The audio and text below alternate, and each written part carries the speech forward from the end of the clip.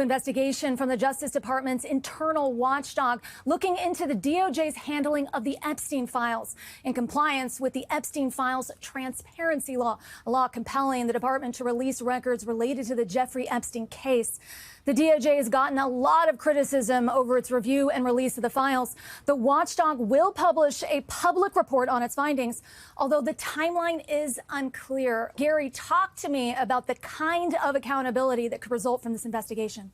So the Inspector General here is going to look into really everything that happened with the release or lack thereof of the Epstein files. Everything from the focus on the department's identification, collection, and production of these materials, looking into the guidance on what they used to redact the materials, who was redacting, when they decided to redact or not redact materials, and also look into some of the concerns that were raised about the production of these materials and sort of the release of these materials. There was a lot of concerns that were raised, especially by some of the women, some of the victims in this case, that their personal information was out there in these documents and was not redacted. And we're not just talking about names here. We're talking about addresses, cell phone numbers, emails, social security numbers even in some cases, because there were some bank records involved. So some very personal information ended up on the internet for anyone to see. Of course, the DOJ did promise complete transparency in the Epstein files release, but then in December, they only released a few of them. So there was a real slow trickle of information, and there's still files we haven't yet even seen.